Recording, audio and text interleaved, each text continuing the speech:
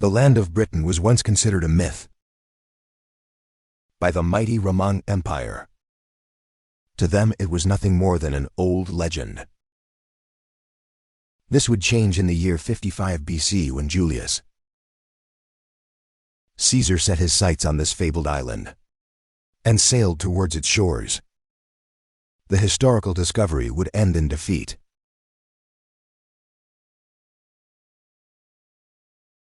Almost a century later, the Romans found glory when Roman Emperor Claudius stepped foot on British soil. They set their eyes on Stonehenge, using the sacred site for their worship and rituals. Londinium was established, and the Romans seized control of the land. But what happened next in the history of the United Kingdom? To understand this fascinating land, we must start from the very beginning.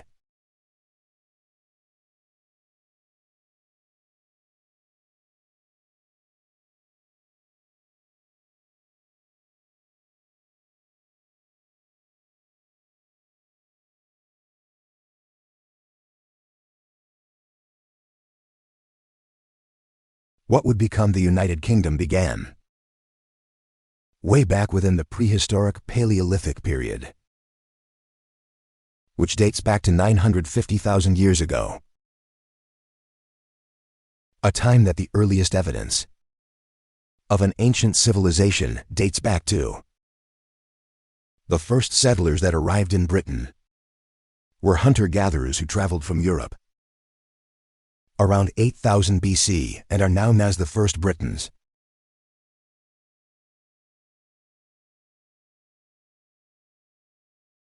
This group of people showed one of the earliest forms of economy, with the hunters trading native elk, wild cattle, and pigs while defending themselves from wolves and bears,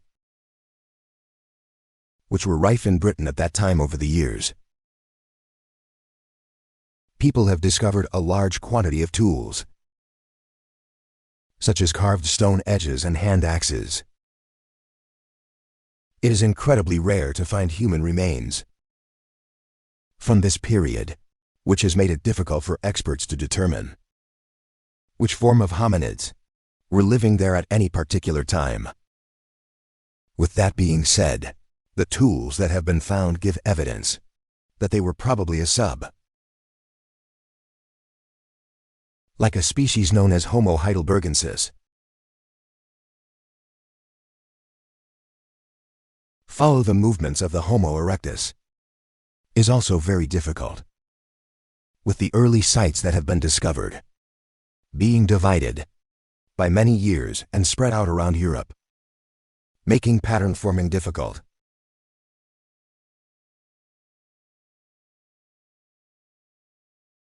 At one time, Britain was part of the European mainland, and not the island we know today. This made it incredibly easy for groups to spread and relocate to other parts of the land mass. As the land moved and water levels rose, groups were cut off and were left to evolve. These early inhabitants relied heavily on both hunting and scavenging, which have been proven by the wooden spears discovered in Essex, which are believed to have been crafted around 450,000 years ago.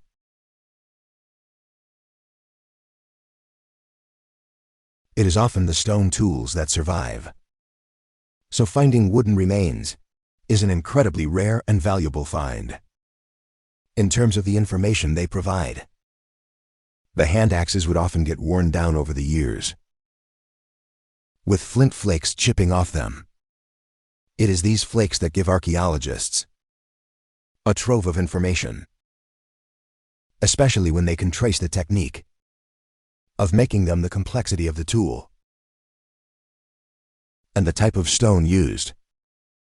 In fact, hand axes were not used to chop down wood, but were more likely a way of cutting up animal carcasses for eating. Because of the simplicity of the tool and the expertise of the hunters, after creating several of them, they've been discovered in high volume at some ancient sites. This proves that groups often return to certain places, and that they chose not to carry the tools with them as they traveled, instead making new ones on arrival. As the techniques in tool making advanced, the Neanderthals of Britain began strategizing with their weapons to hunt larger prey like woolly rhinos or mammoths that once called Britain their home. The next phase in the prehistoric period is known as the Upper Paleolithic era, which saw humans physically evolve into what we are today, with only a few elements of our ancient ancestors still surviving in one form or another. This is why we still have wisdom teeth, which were once crucial for eating raw food. At this time, Europe would have been an incredibly harsh and cold place to live as a result of the last ice age. This led to many inhabitants leaving at certain times when the climate dropped to ensure their survival. This was not only to prevent freezing to death, but to ensure that they were able to find plenty of vegetation and animal prey all year round. Limestone gorges also offered shelter to people living in Britain around this time, with deep caves and overhangs being invaluable places to set up camp. Around 11,300 years ago, Britain began to warm up, which began a substantial phase of growth, which saw birch and pine trees flourish, as well as other forms of greenery. Other forms of woodland also spread across the land, including oak, hazel, lime, and elm, which are still in abundance to this day. Particular animals that remained after the colder climate changed, such as reindeer and horses, drawing hunters that were accustomed to tracking and killing the animals. This led to many of them traveling across Europe and settling in Britain as the climate continued to warm up. Many of the inhabitants had to change their prey to red deer and boar as other animal species migrated or died out. This change of prey forced humans to evolve their tools and technology in order to survive. Around 300 years ago, during the Mesolithic period, many groups began setting up winter and summer camps, which allowed them to live in an ideal environment that catered to their needs when the natural climate changed through the seasons. Sticking to one place would use up all their food and resources, such as wood for making fires. Without these things, they would perish. Spending time in another location meant that the local habitat could repopulate again, which humans could hunt once they returned. Coastal sites were often chosen for certain times of the year, which meant that humans began eating a heavy sea-based diet, which mostly consisted of fish and mollusk. This also helped develop tools that could be used to help catch water-based prey, further expanding their knowledge and curiosity about the ocean. The transition from hunting and gathering came about around 4100 BC, which was aided by the arrival of agricultural techniques that came from the east.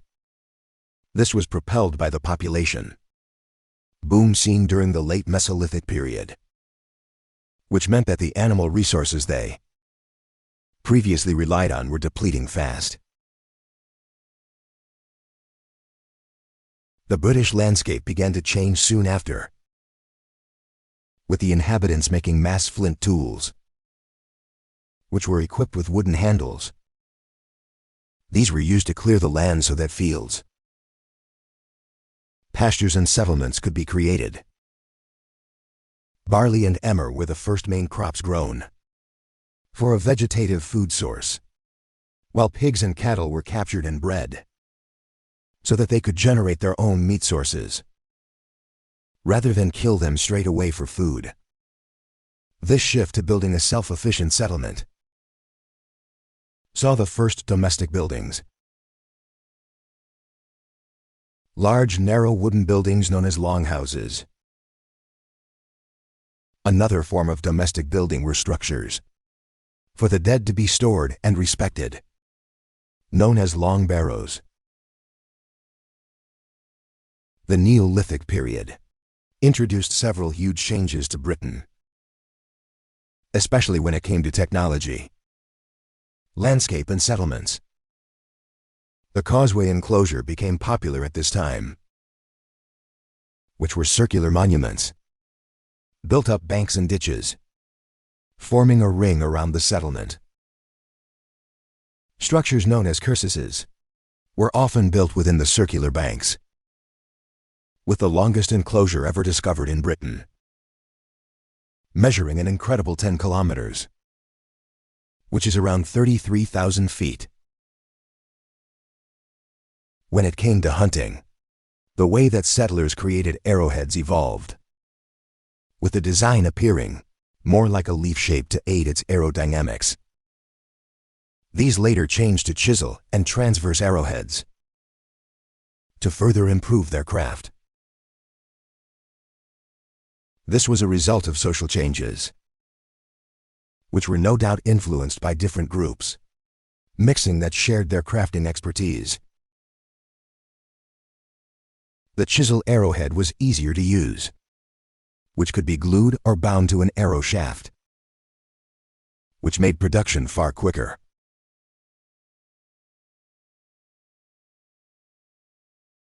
During the middle of the Neolithic period, the British settlers began to slow down when it came to wild animal hunting, instead depending on their own livestock afterward. Arrowheads became less sharpened as they were used as a deterrent against other settlements, stealing livestock rather than killing the thief. The reason for this could have been down to rising social pressures that forbid murder as a punishment for any injustice. Between 26 and 2200 BC, monuments known as henges were erected, one of which being the famous Stonehenge found in Wiltshire, England. While there is no definitive proof, it is believed that the hinges were used for rituals and astronomical observation, because the ditches are located inside of the banks. Experts have concluded that it wasn't used as a form of defense, but rather as a symbol of defense. During the later Neolithic period, pottery and tools began to change. During the early Neolithic era, pottery was often round bottom bowls, with necks that sloped down by the late Neolithic. The style changed to flat-based pots that were decorated by edges, made during the drying process. These early pots were primarily used to brew and store beer, although dairy products and stews were also contained in them. With groups gathering and technology quickly advancing, for the prehistoric people of Britain, it was time to move into the next critical era for their advancement.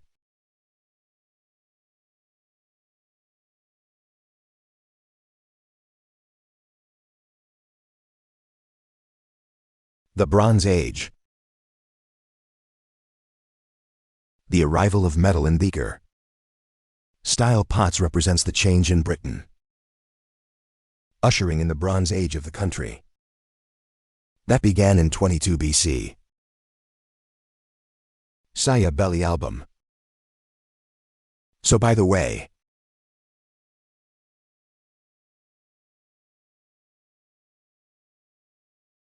bronze alloy was actually much rarer than iron ore, which meant that the resource was reserved for tools.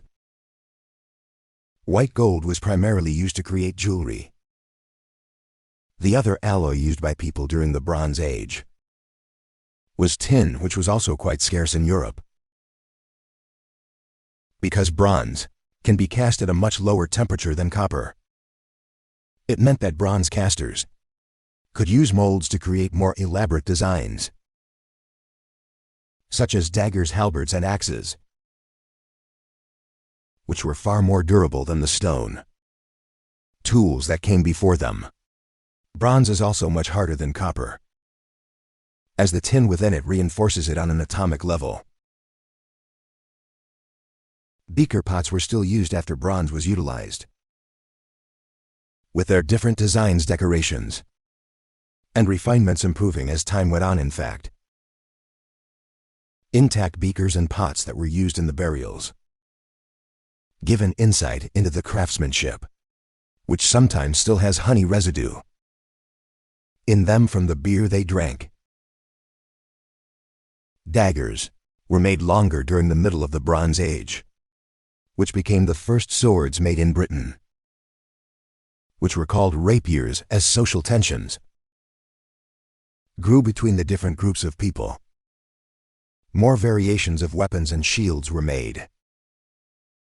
There is even evidence that neighboring settlements could have used the weapons heavily by the damage sustained to them, although they could have been intentionally damaged before being placed in hoards to prevent anyone else from using the swords against them. While there is evidence of human remains being cremated in the Bronze Age, it's likely that much of the remains were scattered or placed in moving water. This is evident from the lack of bones found within burial sites, where more bodies should have been located. This shows that the people of this time mastered fire and ways of increasing its heat to successfully burn human remains and cast metal. It was during the Bronze Age that boundaries around land started appearing, which were traded and claimed by dominant families. Livestock pens and agricultural fields became an important part of everyday life, as well as the copper mines that provided jobs for inhabitants and allowed metal work to advance at a very swift pace. A historically important site was discovered at Great Orme in Llandudno, Wales, that provided 90% of the ore used to create axes all around the northwest of Europe.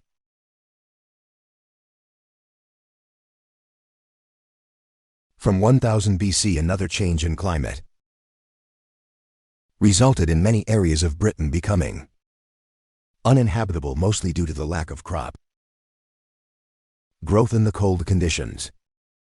Also, areas that were once ideal for growing vegetation became wet and boggy, with the eruption of the Hekla volcano in Iceland blocking out much of the sunlight, with the land becoming inhospitable. Many settlers moved on from the land, while others repurposed the fields for strictly raising livestock. Those who refused to leave were forced to build walkways and raised settlements over the wetland beneath, which inadvertently improved their structure building skills. The most preserved examples of cloth, food contained in pots, tools, furniture, and wooden objects were discovered within the fens below these settlements, as they would have dropped down or fell in after a structure was attacked and broken down. Because of the lack of oxygen and muddy conditions of the bogs, these items were preserved for millennia. Near the end of the Bronze Age, the long pointed rapier blades evolved into long flat blades, with a full tang going into a cast handle. Now weapons were not only becoming an art form for the people of the Bronze Age, but a necessity for their survival. Hordes of weapons became rarer in the Bronze Age, which is believed to have been a result of its value dropping. This led to crafters known as founders to hold back their wares in order to raise its value. This is the first example of market strategy in British history, which later became an incredibly important factor in its economic growth.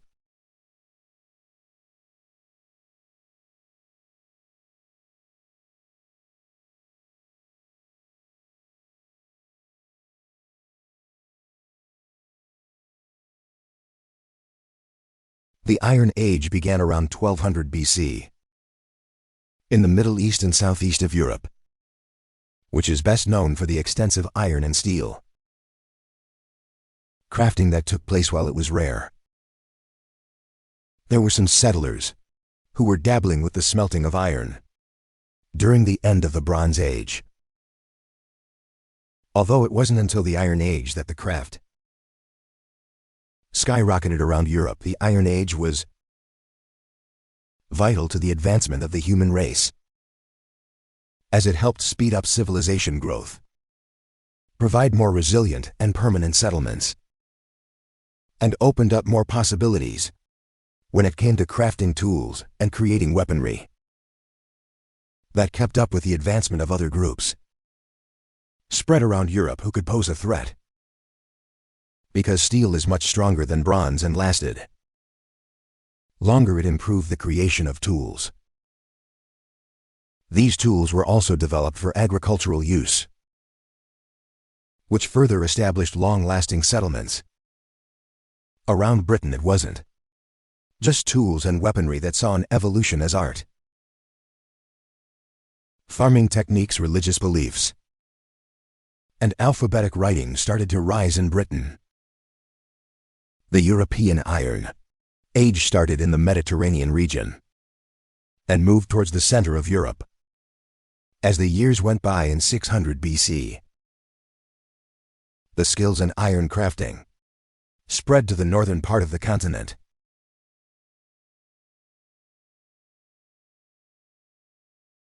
The early Iron Age was dominated by a group called the Hallstatt chiefs, who were the elite and most powerful of the age. It was within this culture that saw the first fortified hill forts with domesticated animals and livestock raised on their land. These would later become castles and palaces, which were not only a form of defense, but a way to boost the wealth of their family. In 450 BC, however, the Hallstatt culture crumbled, and the chiefs lost their power. This led to other groups rising to power in Europe, including the Mycenaeans, Greeks, Etruscans, Romans, and Celts, who used their iron and steel manufacturing to craft durable weapons and advanced armor. Out of all of these groups, it was the Celts that became the most powerful. The Celts were broken up into different tribes that were spread throughout Britain despite being advanced enough to share a common language. They were named after Keltoi, which was the Greek word for barbarians. The Celtic culture began to rise as early as 12 BC, with the groups spreading throughout Britain, Ireland, France, and Spain as their population grew and moved around, although they stayed mostly in Britain and Ireland, with some of their vocabularies still existing in modern-day language while they were around for a considerable amount of time during the Iron Age. It wasn't until around 700 BC that they were documented in history by the Romans, who called them Gauls, another word meaning barbarians. Despite their name, the Celts were among the most successful people in British history, with them controlling many parts of the continent, which include current-day Ireland.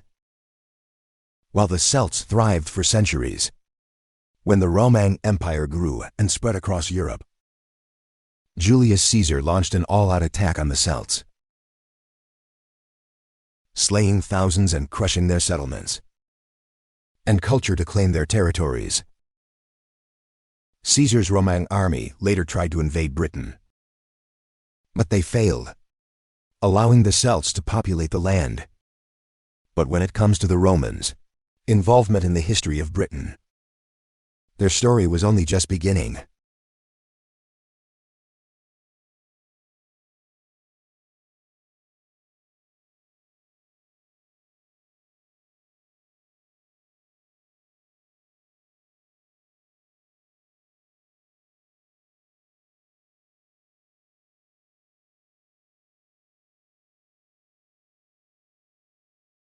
Roman Empire continued to grow.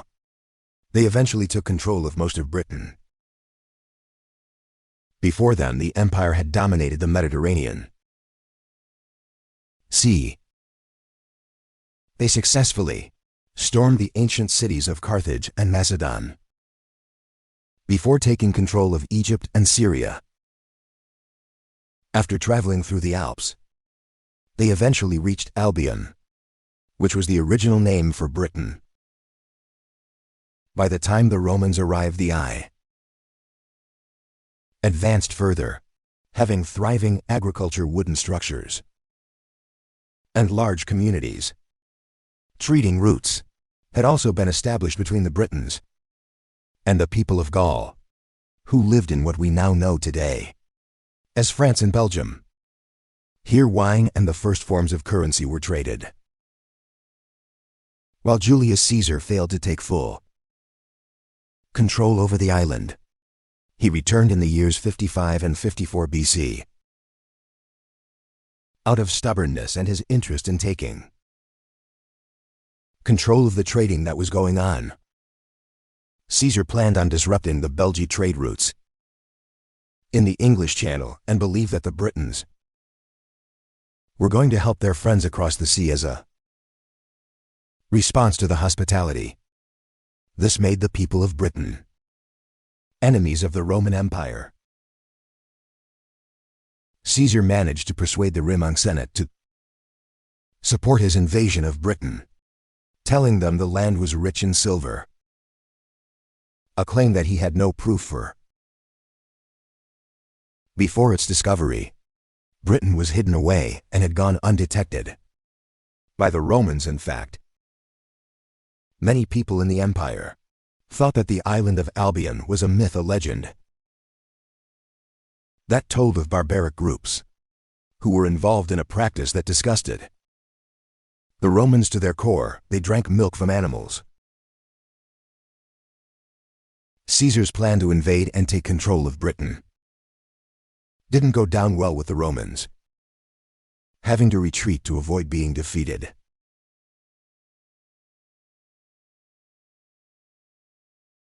Which allowed him to storm across the Thames River. And he managed to speak with the chieftain of the Britons, Castlevanias. This meeting resulted in a peace treaty, with Caesar returning to the mainland of Europe to deal with a rebellion breaking out and a failed harvest that threatened starvation. Caesar never returned to Britain, and after a civil war, the Republic crumbled under the rulership of the emperors, Augustus and Caligula, who continued to grow their empire in Gaul. Their eyes once again set upon the barbarians across the Channel. While the interest was there, the time wasn't right. And beyond a symbolic throwing of javelins in the ocean, the invasion never came. In the year 43, however, Emperor Claudius sailed across the sea with 4 legions, with Aulus Plautius leading the charge, reaching Richborough, located on the east coast of Kent. The invasion of Britain began. Despite only spending 16 days on the island, the glory-seeking emperor returned to Rome in the year 44 and was hailed a hero. Despite the emperor leaving, the empire continued its invasion. They swiftly took the territory of Catuvellauni, a Celtic tribe-state before spreading north and west. By the year 60, much of Wales was under Roman control. Roman kingdoms were created in modern-day Norfolk and other places, with the Vespasian, who would later become emperor, sending his legion into the southwest to capture tribal settlements. It was around this time that cities like Londinium, which would later be known as London, was built. While the Romans seemed like an unstoppable force, the Britons continued to resist them. A member of a Celtic tribe called Caractacus managed to persuade groups in Wales to help fight the Romans, but he was captured. He managed to escape captivity and fled to a region ruled by the ancient Britons known as the Brigantines. But the queen chose to hand them back over to the Romans. As a sign of newfound loyalty, Caractacus was sent back to Rome with his family as prisoners, and surprisingly was spared death by Claudius Podac, the Roman ally and wife of Prusias, who was the client king of the Assyrian tribe, headed a revolt against the empire. After the death of her husband, half of his kingdom was to be given to the Romans, while Boudica would be left to rule the other half. Rome wasn't happy with sharing the kingdom with somebody they class as a traitor, and decided to plunder the whole thing. If they couldn't have all of it, then nobody could.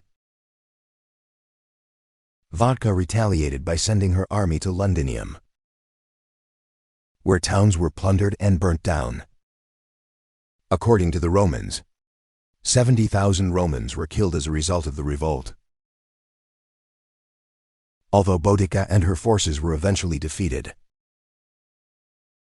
thanks to the expertise of Roman governor Gaius Suetonius Paulinus, Boudica was believed to have ended her own life with poison rather than surrender to the Romans. The Romans went on to defeat the Druid stronghold at Anglesey, who were targeted for their religion that was opposed to the empire. This decision led to the emperor being replaced with Trajan.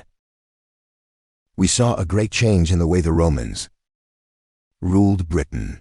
Eventually, Britons gave into the Roman culture, and the previously plundered towns and settlements were rebuilt, including London, which became the capital of the Romans living in Britain. Taxes were introduced, mining techniques were improved, livestock and grain production was increased, and the trade industry flourished, including that of slaves. It was during this time that roads were established throughout the country that connected key locations, such as London, York, and the Welsh border.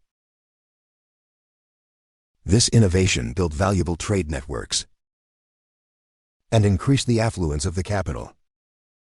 The Romans were not yet done when it came to controlling, however, as they later moved into northern Wales, as well as sailing over to invade Ireland. The Romans further implemented their culture in Britain, building amphitheaters, Roman baths, and teaching Latin to its inhabitants. By the year 130, formidable military garrisons were built throughout the continent and other territories ruled by groups the Romans considered barbarians, such as the Balkans, were encouraged to aid in the Roman expansion. Britain was eventually split in half, which was called Britannia Superior and Britannia Inferior, in order to rule more efficiently. The problem for the Romans was that the more they spread out, the more attention they got from other enemies. The island saw a barrage of attacks from the Picts of Scotland, the Scots of Ireland, and the Saxons who traveled from Germany for a period of Successful rebellion, led to the kingdom separating from Rome, although it was recaptured in the year 296. By the end of the 4th century, and with the emergence of Christianity on the continent, the Romans slowly lost control of Europe.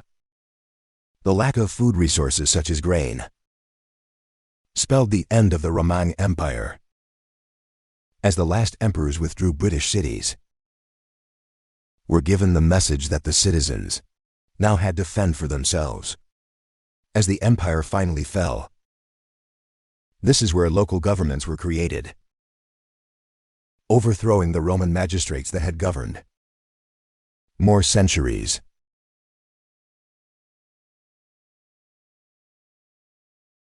Despite Britain no longer being a part of Rome, their culture continued and shaped the country. We see around us today, in the decades that followed, heretics battled Christians. Saxons from Ireland and Scotland raided English coastal cities, and Europe began to fall in what was known as the Dark Ages. Britain broke into smaller kingdoms, and a phase of regression began. While Britain saw some truly formidable enemies, their most challenging foe was one they didn't see coming.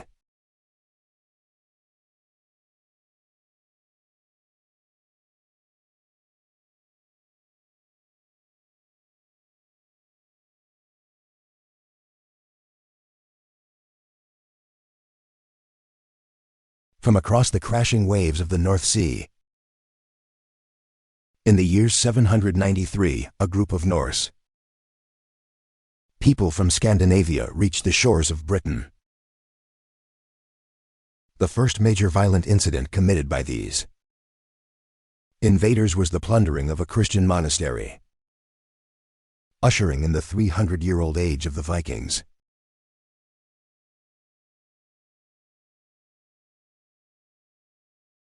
More longboats arrived. The barbaric invaders began raiding coastal settlements around England, Scotland, and Ireland. Eventually, the son of the legendary Ragnar Lothbrok,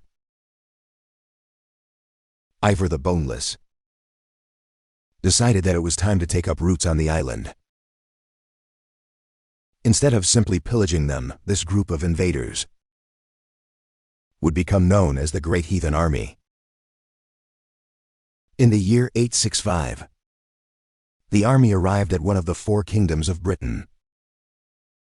East Anglia, fearful of the warriors, the king of East Anglia, Edmund the Martyr, offered the warriors provisions, horses, and shelter in order to be spared the violence, pillaging, and being taken over following defeat. Edmund the Martyr was captured, possibly tortured and killed. It only took a couple of years for the Vikings to capture York, the capital of one of the other 4 kingdoms, Northumbria, by the year 870. All of the kingdoms had been successfully taken over by the Vikings, except for Wessex at this point. It was the Danish warlord Guthrum the Old who was leading the Norse army, while Alfred the Great remained king of Wessex. The two forces met an bloody battle in 878, known as the Battle of Edington, where Alfred the Great claimed victory. This led to the two factions making a deal, which became known as the Treaty of Wedmore. In a strange turn of events, one of the requirements of the treaty was to have Guthrum baptized, with King Alfred becoming his godfather.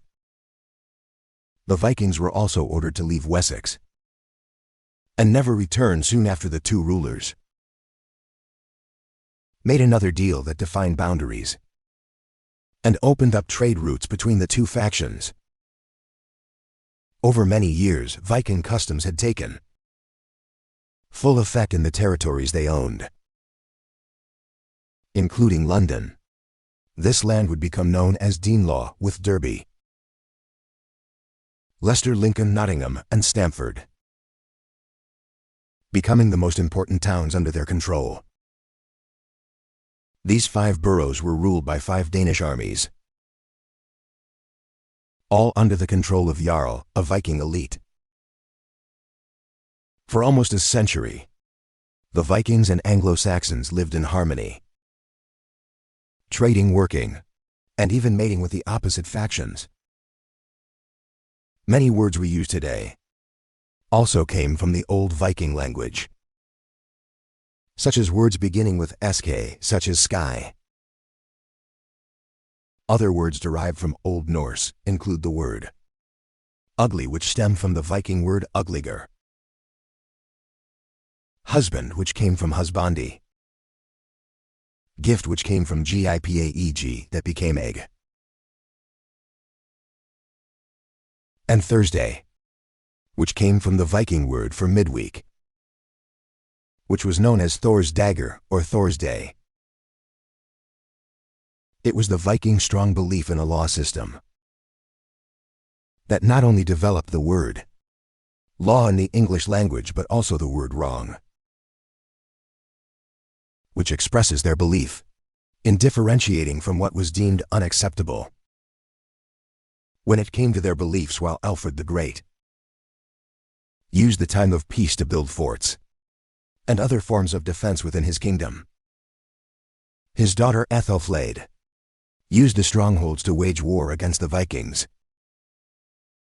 After her husband died in the year 911, she took control over the kingdom of Mercia, which gave her the name Lady of the Mercians thereafter. The 5 boroughs under Viking rule were eventually defeated, and in 954, the last Nord king, the legendary Eric Blood Axe, was forced out of the region of Northumbria. This ended the era of Dane law, which was now known as England, although the Viking reign was squashed. Those that retreated were not finished with the land they called home in the year 1013 swine. Forkbeard and his band of Viking warriors returned, with the leader becoming the first Danish king of England after the death of the king. His son Canute the Great took over until he passed away in 1035. The rule of the Vikings ended when King Harold successfully thwarted King Harald Hardrada of Norway in 1066 in a conflict known as the Battle of Stamford Bridge. This time the Viking invaders had been expelled from England forever, although their legacy lives on to this day within the DNA of their descendants.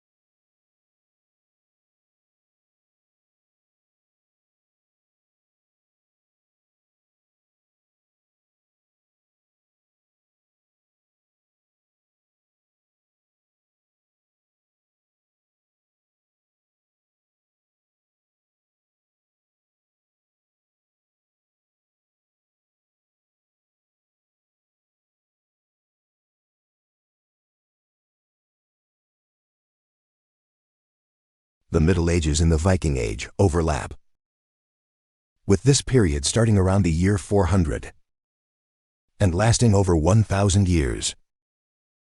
Ending in 1485, this period is broken down into 3 sections: the early, high, and late Middle Ages. We have already covered the early Middle Ages, with the rule of the Vikings and the Anglo-Saxons. After the fall of both of these groups in 1066, after the defeat of Nord ruler King Harald Hardrada and Edward the Confessor,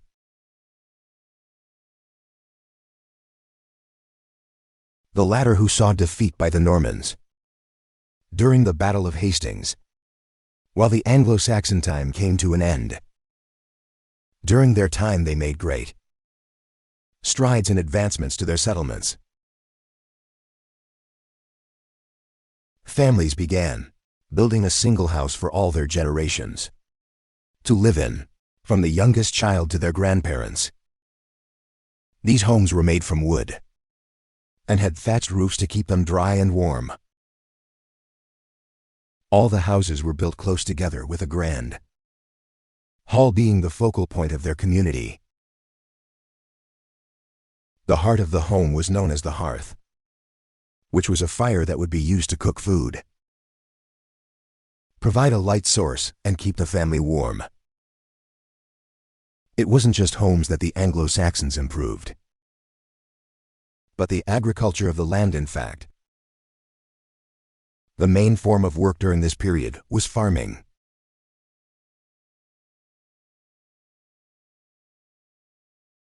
This involved cultivating crops, breeding, raising, preparing, and trading animals, as well as chopping down trees to create more farmland and to construct new buildings. Even the children were put to work during this time, who would herd cows and sheep with the help of the dogs they trained and took care of. There were also incredibly skilled professions within Anglo-Saxon communities, including blacksmiths who made everything from weapons to tools, carpenters who built furniture, carts and bowls, cobblers who used leather to make shoes, and jewelers who used precious metals to craft beautiful items that could be traded with the wealthy. In fact, it was the Anglo-Saxons who invented the plow, which completely changed the way farming was done. They also discovered that when tamed, a horse could do a much better job of pulling plows through the soil than oxen, speeding up the farming process exponentially. Regardless, their time had to come to an end, with the Anglo-Normans taking root. The Normandy dynasty began with William I, also known as William the Conqueror, who ruled England until his death on September 9, 1087. The invasion of England was no easy feat, with even the mighty Roman Empire struggling to take over completely. This heralded William as a hero, which brought him much attention throughout the rest of Europe. It was during his reign that the landscape of the continent changed dramatically once more. The first stone-built Norman castle was built in Wales, with others joining them throughout the island. In fact, the Normans invaded much of Wales and built their castles to establish strongholds against anyone who opposed them. The Normans brought beautiful stone architecture to England, including the breathtaking Canterbury Cathedral, which was finished in 1077. The Tower of London, finished in 1078. The Oxford University, which was founded in 1096. And the Commission of the Domesday Book, which recorded land valuation throughout England and parts of Wales. While William was considered a great ruler by the Normans, the feudal system implemented in the country meant that Anglo-Saxon landowner and farmers were now peasant farmers, working for whatever governing power was above them.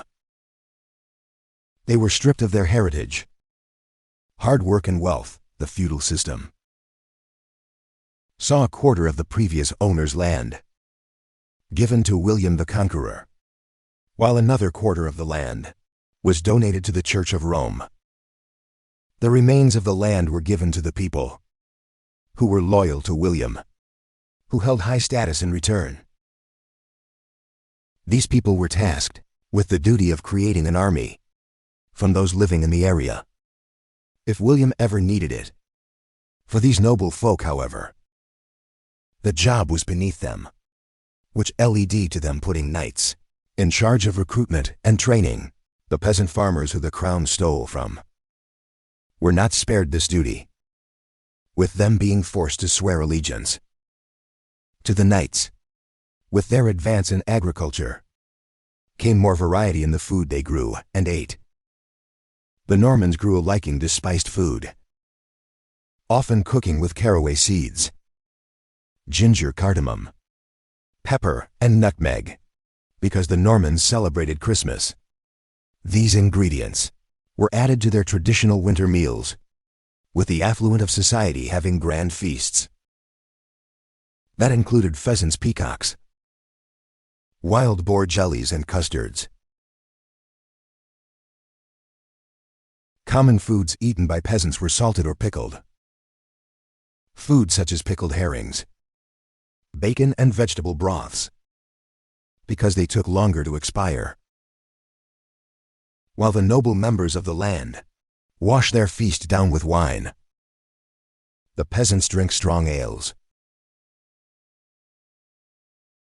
The high and late periods of the Middle Ages, which spanned the 11th to the 13th centuries, saw a great deal of change that negatively impacted the country. The feudal system encouraged huge social changes in class systems, while rebellion saw mass upheaval.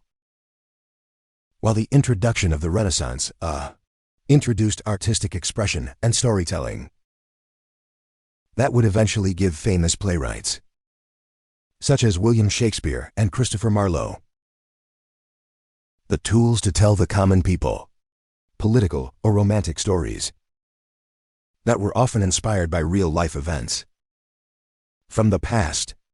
This period of time has been romanticized by literature and modern media, portraying the period as one with blushing maidens, eye-watering feats, majestic castles watching over the people of the land, and knights bravely galloping into battle, mounted on a steed in truth. It was a difficult and dangerous life for most of the populace.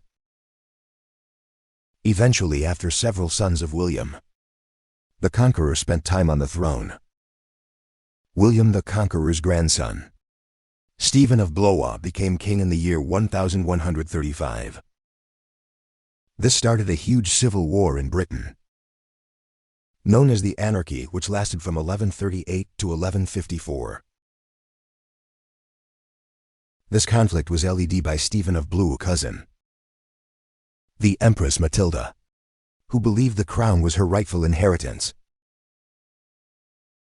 This time was incredibly difficult for everyone living in Britain, from the wealthy nobles to the lowly peasants. People began to get suspicious and desperate, which led to oppression and mistreatment.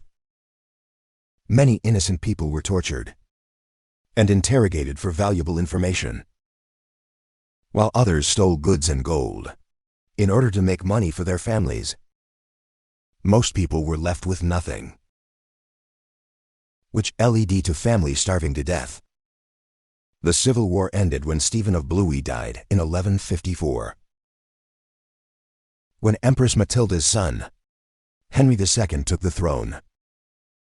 The rule of Henry II was a fairly peaceful one, which was bolstered by his friendship with Thomas Becket, the Archbishop of Canterbury.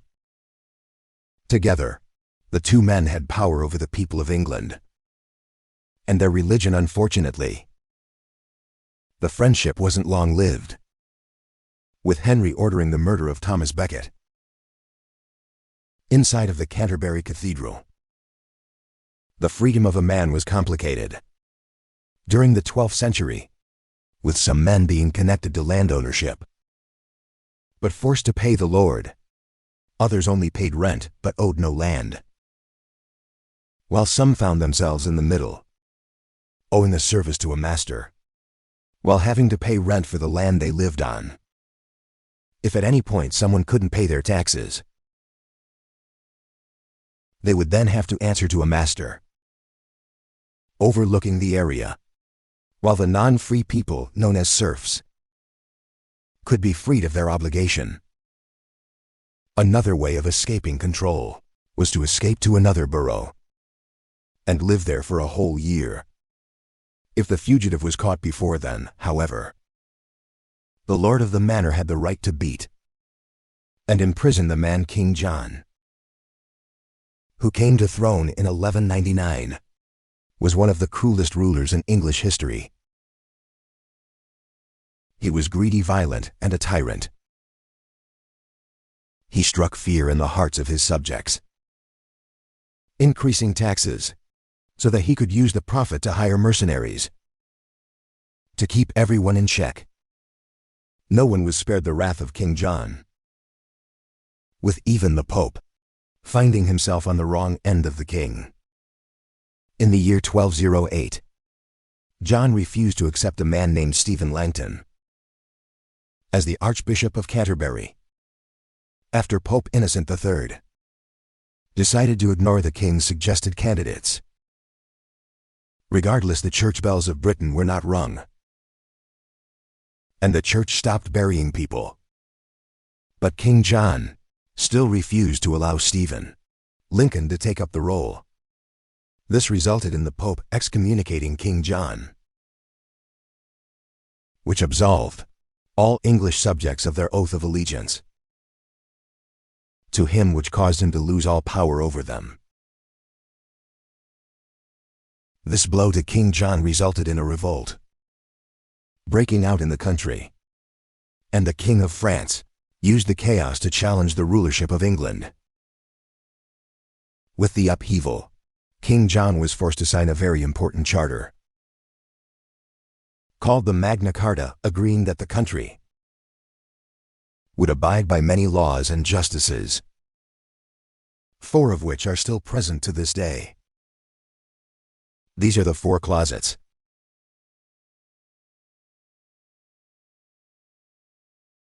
With no other choice, the French invasion in full swing, King John eventually accepted Stephen Langton as the Archbishop of Canterbury. This decision led to the forces of the country abiding the king again, which allowed them to defeat the French armies on the coast of Flanders, located in Belgium, in 1265. King Henry III was incredibly against the citizens of the country having any say in the kingdom's rulership. The Earl of Leicester, Simon de Montfort, thought differently and opposed the king, while the Magna Carta laid the groundwork for the prominent laws of the country. Simon de Montfort created the first Parliament of England, electing people to speak on behalf of the average person, just like today. The representatives of Parliament had their expenses paid in 1298. Taxation control was given to Parliament, bolstering the institution. One of the most devastating pandemics in British history was the Black Plague, which devastated the population in 1347. In fact, over 200 million people died from the viral disease throughout Europe in total, with 1.5 million of those coming from Britain. The initial English plague lasted 3 years, ending in 1350 with the disease popping back up multiple times in the 50 years that followed. For many years, it was believed that the plague was passed on by rats.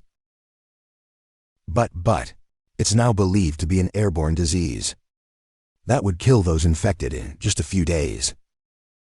Peasants were affected the worst, as there were so many poor people living in close contact with each other due to the unprecedented volume of people dying. Rotting corpses were left piled up in the street, with the primitive science of the day offering no cure or prevention for the plague. With peasant workers dropping from the disease, it became increasingly difficult to find people to tend to the fields and grow crops. This led to starvation and the decimation of entire villages.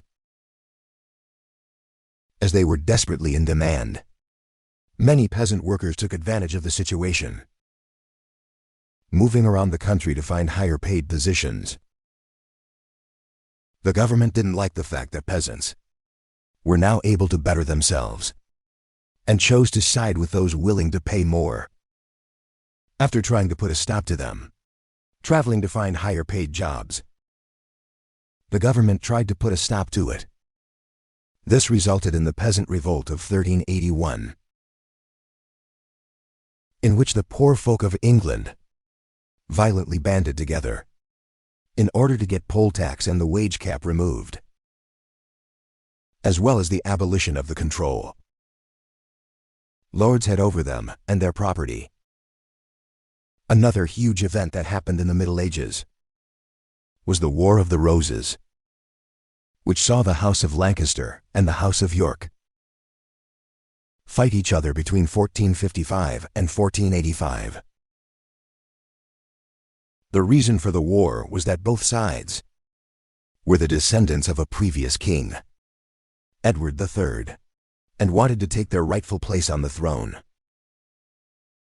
The last significant battle of the Wars of the Roses, the Battle of Bosworth Field, saw one of the most famous kings in English history, Richard III, fall in battle. After this, Henry VII took the throne, who married Elizabeth of York, enjoying the two opposing houses of Lancaster and York, together with the birth of the infamous Henry VIII. The Tudor period was ushered in.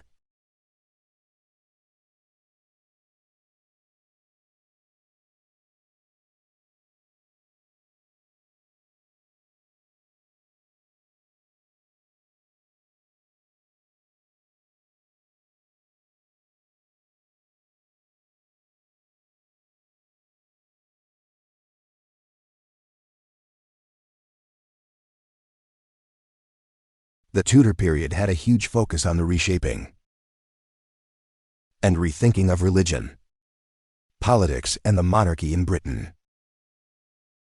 After defeating Richard III's army during the Battle of Bosworth in 1485, Henry VII's rule saw the beginning of a 118-year reign for the Tudors,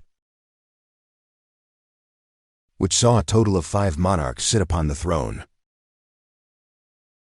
In fact, the rulers of this period have become some of the most recognizable in English history. It was this rulership that played a huge part in shaping England, and later the United Kingdom, through the economic changes, the role change for women, and countrywide religious reform.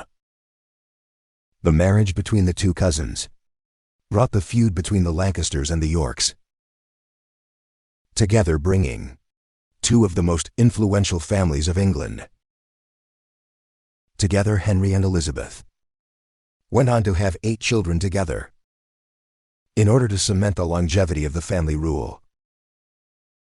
Although only Arthur Henry, Margaret and Mary Tudor made it to their adult years, Arthur went on to marry Princess Catherine of Aragon, but soon died after Princess Margaret married James IV, which earned her the title of Queen Consort of Scotland. Princess Mary went on to marry the French king, Louis XII, and Henry VIII became the King of England. As Henry was the second son of the monarchy, he was prepared for a career in the church. But after his 2 other brothers died, he was made king in 1509. In fact, he lost his 2 brothers and father in a 7-year period, which is a testament to the short lifespan people had back in those days, regardless of status. Henry was keen to find a wife and turned to his own brother's widow, Princess Catherine of Aragon, to take up this role.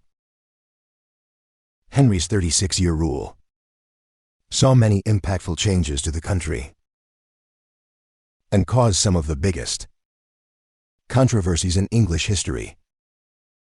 Up until that point, the first of which was his change in attitude towards his wife, who failed to give him a male heir to the throne.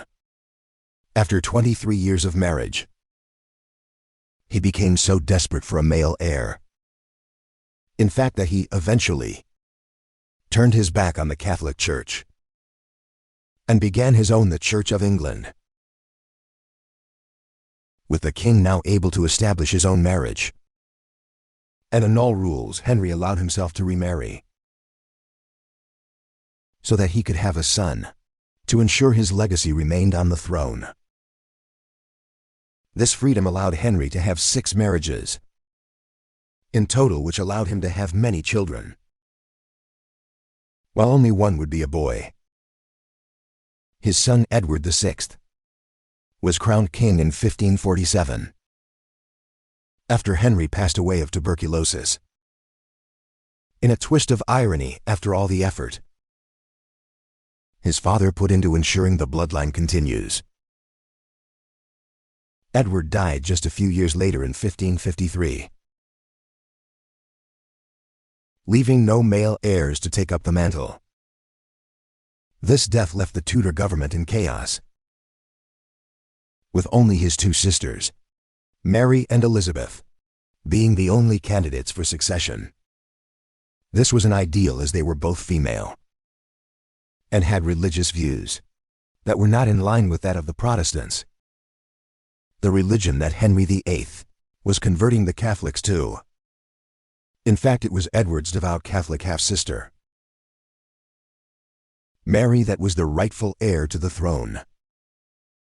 Due to her religion, however, Edward named Lady Jane Grey as queen, who was his cousin once removed, because she was a Protestant. Mary, however, wasn't going to let her birthright go to another relation. This resulted in Lady Jane only reigning for 9 days, before being executed for high treason, along with her husband, 2 of his brothers, and the former Archbishop of Canterbury, Thomas Cranmer. Now with Mary on the throne, the Tudors were once again thrown into chaos, as she set about reversing all the work her father and brother did, reverting the primary religion of England back to Catholicism. This change was done aggressively, with the Protestant people now persecuted for being heretics. This led to 300 people who refused to be conformed to Catholicism being burned at the stake. This dark patch in English history is now known as the Marian persecution. Not only were Queen Mary's forceful religious views a problem for people of nobility, but so was her gender. Being the first queen, which was earned in her own right, several of the most influential nobles insisted that she should marry a Protestant man in order to heal the relationship with her people. Mary, who would not be pushed around, chose to marry the Spanish prince, Philip II, in 1554 instead. Unfortunately, the pair didn't have any children despite many attempts. Eventually, Mary named her Protestant half-sister Elizabeth the next heir to the throne, as she lay dying. Elizabeth I had a long reign that spanned 1558 to 163, in which she did a lot for the country. As the daughter of Anne Boleyn, Elizabeth had to work hard to persuade her people to support her. Due to her intelligence and likable character, she had a glorious reign. With that being said, there were several issues throughout that time, including her Catholic enemies attempting to murder her, an attack from Rome, and her decision to stay single. Regardless, she faced adversity and earned the nickname Gloriana, Good Queen Bess. and the Virgin Queen when she passed away in 1603. The Tudor period came to an end before the Tudor era. Agriculture played a huge part in the lifestyle of the country, with 90% of the population working on farmland. This was an incredibly hard life that came with a low life expectancy. As the age of exploration began, the focus shifted to trade coal. Tin and iron and lead mining began to grow exponentially,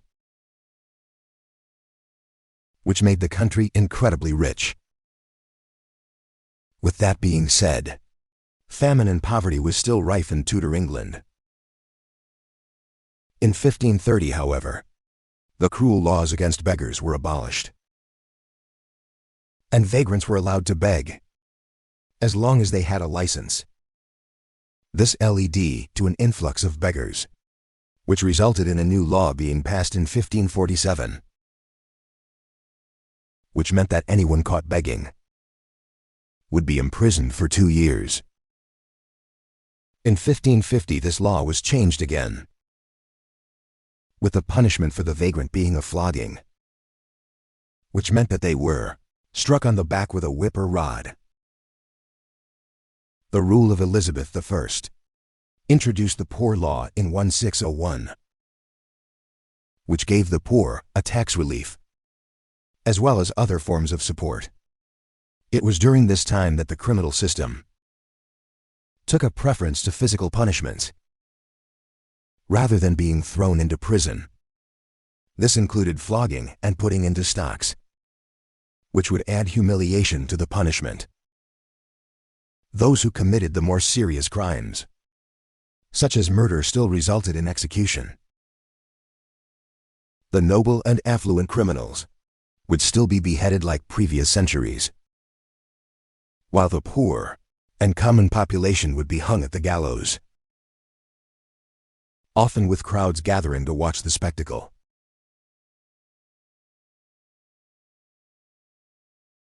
A focus on education came with the Tudor period, with Richard Mulcaster, the educationalist, insisting that a boy's education was the most important,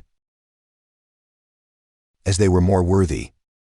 This led to boys from wealthy families being sent to grammar school and universities before the girls, despite a female monarchy ruling over the country. The future of girls was predetermined to be that of wives and mothers well versed in needlework, cooking and cleaning. Eventually, girls were given the right to get an education, although it was limited to only reading and writing. Eventually, local schools were established, where boys and girls would study together. It was during the Tudor period that leisurely activities began to rise. Many people began playing tennis and football, as well as watching jousting events and gambling. The more affluent of society played chess and gambled by playing card games, such as Primero and Naughty, which was the precursor to cribbage.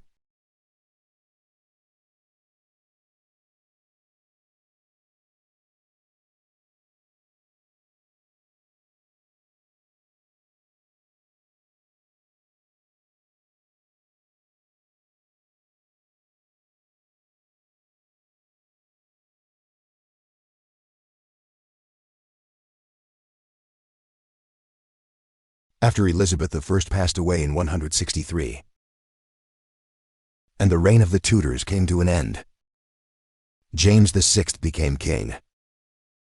James was the son of Mary, Queen of Scots, who had been executed for treason and had become a martyr for the Catholic faith. While many hoped that James would support the Catholic religion, he refused to repeat the same mistakes as Queen Mary by trying to roll back the Reformation. When the Catholics living in England didn't get the support they wanted, a group of people began to plot an assassination. This plan involved blowing up the Houses of Parliament, on a day that they knew the king would be present. In 1605, Guy Fawkes and his group of conspirators stored a large volume of gunpowder in a storeroom that was directly below the House of Lords. Unfortunately for the conspirators, the plan was foiled on November 5th, which led to all of the men being hung, drawn and quartered. This day became known as Bonfire Night, celebrated with fireworks every year on November 5th. Despite the assassination attempt, on the whole, James brought peace to the country, joining England and Scotland together, who had previously been locked in conflict. After James died, it was his son, Charles, that took the throne in 1625. Charles was devoted to the Anglican Church and loved the arts, which was reflected in his rule. Without a parliament in place, eventually he was forced to recall Parliament so he could raise money, but he refused to give them any power and control over the land and church. This led to a civil war breaking out in August 1642. This conflict snowballed, with the number of people killed estimated to be in the millions. Through the 9 years it raged on, the civil wars forced castles to go into service, some of which hadn't been used for their military purpose since the Middle Ages. Many of them were sieged by opposing factions in order to gain strongholds that would provide a strategic advantage. In 1647, King Charles was defeated by the Parliament's army, led by Sir Thomas Fairfax and Oliver Cromwell. Charles was held prisoner at Carisbrooke Castle, where peace negotiations were to take place. Unbeknownst to Fairfax and Cromwell, however, Charles was secretly planning a second civil war, which broke out a year after he was imprisoned. This led to the king being executed in 1649. The news that a king had been beheaded shocked Britain and Europe, which led to the future Charles II trying to invade the country with the help of the Scots. This attempt failed, with Charles only avoiding death by hiding inside an oak tree at Bosco Bell. In Shropshire, government and church powers weakened after the beheading, which saw the rise of new and radical ideas, often spread through pamphlets. Growing religious sects began to preach about the second coming of Christ, a belief that spread throughout the country. At this time, Oliver Cromwell ruled the Commonwealth of England, Scotland and Ireland, donning the title of Lord Protector. Although Cromwell had his own radical religious views, he allowed all religions to be practiced throughout the country.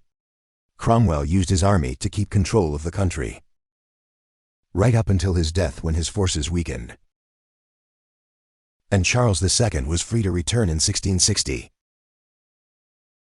to rule the country. The reign of Charles II, which spanned 25 years, saw changes to art architecture, daily life and leisure. In fact, it was this period that saw the revival of theaters. This period also brought some incredible scientific discoveries, such as the manufacture of phosphorus, which was dipped into wooden splints to create matches. With that being said, there were several disasters that happened during this time, including the Great Plague of 1665 and the Great Fire of London that broke out in 1666. After a fire broke out in a small bakery, the Catholic brother of the king, James, went under heavy criticism about whether he should be the next king. Regardless, he succeeded his brother, becoming King James II. while the king defended the throne against the Duke of Monmouth, his illegitimate Protestant brother. He became disliked by many for the violent trials of the rebels and policies put forward by the king. Eventually, William of Orange and the daughter of James invaded England, which led to James fleeing, and the pair being crowned king and queen. The rule of William III and Mary II marked a peaceful period for the country. Mary's sister Anne took the throne afterward in 1702. While her reign was known for the victory over Louis XIV, the most monumental event was the Act of Union, which saw the beginning of a united Great Britain. Now we've spoken a lot about the monarchy and rule, as it was the rich and powerful that could learn to read and write to document their lives and historical achievements. But what were the lives of everyday Britons like? In the Stuart era, most of the common people during this era were poor, with some forced to live in terrible conditions. This was only made worse by the influx in population, which saw entire areas impoverished and starving. This led to poor laws being implemented, which were first introduced a century before by Elizabeth I, which helped the poorest people of the country. Most of those working have a master above them, who would provide them with a room and wages to live on. Vagrancy became a huge issue during this period, as the most impoverished of people were forced to beg or claim charity from family and neighbors. In fact, many poor people chose to travel to the New World in order to change their lives and make money. While times were most difficult at the start of the Stuart period, things got better near the end of it. For the poor, the focus was on finding the next meal. When food stocks were down, people concentrated on the harvest industry. When soldiers, during the Civil War, were waiting for payment, many of them resorted to stealing crops and livestock, which heavily affected the industry and led to more starvation. While the working class eat legume-based diets, such as beans, soybeans, and lentils, the affluent ate rich meat diets and very sweet desserts. This led to many illnesses as a result, including diabetes and hemorrhoids. While there was a lot of poverty in England, many people held jobs to provide for their families. Merchants and store owners flourished during the Stuart era, which gave them the money to leave London when the plague broke out in the country. Many people were employed as shoemakers, blacksmiths, tailors, saddle crafters, and glovers, just to name a few on the streets and cities of towns. Many people sold a variety of wares, from oysters to furniture, as well as offering services that ranged from shoe shining to prostitution. Those working on farms would be in charge of milking cows, collecting eggs, tilling the fields, and taking care of the livestock. During this period, like those that came before it, roles were defined by the sexes, with girls expected to follow the orders of their father, brothers, husbands, and then their sons. The wife and mother of the family were put in charge of running and cleaning the house, preparing food, and raising the children. If a woman came from a wealthy family, she could avoid marriage and the duties that came with it, while poor women chose to work as servants, wet nurses, or midwives. The sad truth is that many women only found freedom after being made a widow. Some could argue that when it came to relationships, aristocratic families had it more difficult than common people. The reason for this was because the influential and wealthy were forced to marry due to political or financial reasons, rather than genuine love. Marriage was so important during Stuart Britain that an act was passed in 1604 that stated that a man who left his family or committed bigamy would be deemed a rogue, which would merit a punishment. For example, a case went to trial over a man named Thomas Middleton, who had to provide evidence to prove he was only married to one woman. In the later part of the Stuart era, a document called the Political Arithmetic was published, which talked about all of the people working in England, including those working in agriculture and manufacturing in it. William Petty, the writer, expressed his concern about how gold and silver were now in scarcity, and that the country was growing poorer by the day. He also claimed that the focus on Ireland, Scotland, and America was a burden to the country and provided no advantage. While this opinion may sound harsh, many shared the opinion that England had overstretched its assets, which now meant the population was suffering. As a result, by the early 17th century, Scotland, Wales, and Ireland were unified with England. And in 1707, Queen Anne officially packed the Acts of Union. Sadly, life expectancy was much shorter than that of today, with the likelihood of children dying being incredibly high. In fact, childbirth was dangerous for both the mother and the child. Without the medicines and treatments we have today, if the trauma and pain didn't kill the mother, infections would soon after. Experts believe that 25 women out of 1,000 died giving birth during the Stuart period. Other things that killed young people during this era were worms, plague, and dysentery, as well as an illness known as griping in the guts, which killed people through diarrhea and crippling stomach pain. A major factor in these kinds of illnesses came down to personal hygiene, which the Stuarts did not hold in high regard. This also led to parasites like fleas and lice, infesting every level of social class. Intestinal worms were also common, with eggs being laid or passed into foods when being prepared. In their spare time, people living in the Stuart period would enjoy dancing, singing, and listening to live music at music halls and other venues, while higher classes went to the theater. Common folk would enjoy betting on cock and dog fighting, another blood sport that brought many people together. Were public executions, which would be held in town squares. During the Stuart era, food and drinks from other countries began to become popular in England. The reason for this was down to the global trade routes established by a road and ocean, which also introduced wares never seen before on British soil. This included furs from North America,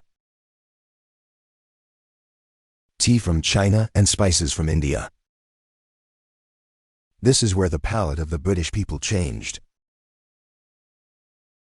with exotic wares and ingredients being welcomed into the culture. By 1633, strange yellow fruit known as bananas were found on market stalls, while the first coffee houses and tea rooms opened their doors. It was here that many people would visit to discuss politics and other business. During its early days, coffee was considered to be a man's drink, which led to women being banned from visiting the coffee houses. Women looking for a warm drink could visit tea rooms. However, while hot chocolate was available to higher class members of both sexes,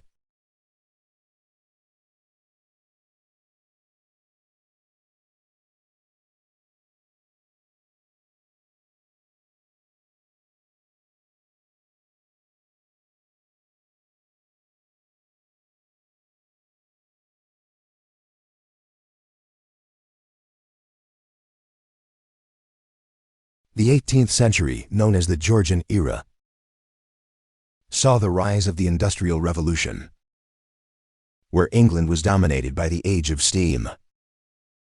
Network of canals and factories. Manufacturing on a larger scale. With that being said, the workshops were still small, such as textile workers who would spin, weave, dye cloth, and repair clothing. This industry was made up of thousands of small scale operations. Areas of Britain specialized in a specific area of industry, such as metal production in the Midlands, mining in the Northeast, and glasswork in the West Midlands. State-of-the-art technologies, LED, to breakthroughs in agriculture and industry which changed the country exponentially. Food production was increased, which ensured that there were plenty of it to go around. Affording it, on the other hand, was a different matter for the poor. Foreign workers and vagabonds offered cheap labor, which created mass unemployment across the country, especially in rural villages. This led to many people living in the country relocating to larger towns and cities to find work. These people were welcomed into the growing factories, which in turn increased manufacture and the development of technology. The only thing that slowed down production, however, was the limited power sources, with many businesses relying on water wheels, windmills, and horses to work large tools and machines. With the advancement of steam, introduced by Thomas Newcomen, and his steam-driven piston engine, industries now had a way of increasing their workflow, as well as pumping water from flooded mines, transporting goods across the country via trains, and powering large textile mills. By the late 19th century, around 2,000 steam engines were in use in Britain. The Derby family of Shropshire reimagined the iron manufacturing process, which offered stronger metals that were ideal for making machines and larger tools with the help of steam engines. Coal mining was made more efficient. In turn, the spoils were used to power steam engines across the company.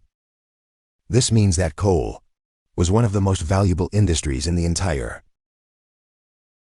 country. In 1769, Richard Arkwright created the water frame, which allowed a large-scale textile spinning to take place. A short time later, James Hard Reese's spinning jenny was made available, which made cotton spinning much easier. In 1780, Edmund Cartwright's power loom continued this string of advancements, which made cheap clothing available to the entire population. As steam industries continued to evolve, so did the types of businesses using them. Factories began sprouting up all over the country, which provided goods and materials to many parts of the world. These companies provided jobs on a scale that had not been seen before. For example, Richard Arkwright's cotton factories in Nottingham saw almost 600 employees at their peak. Well, some factories in Birmingham had almost 1,000 employees at any one time during the 1770s.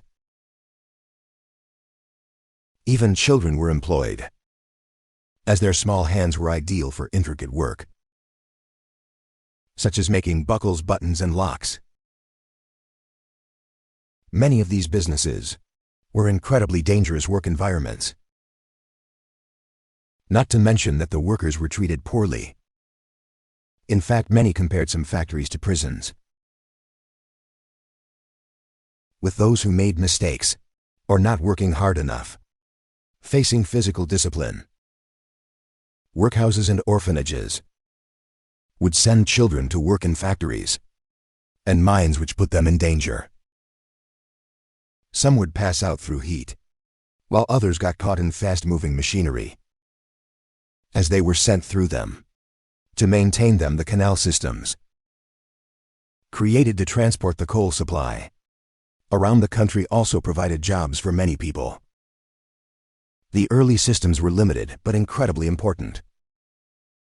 For example, the canal commissioned by the Duke of Bridgewater connected Worsley to Manchester, which have the price of coal, within just a couple of weeks.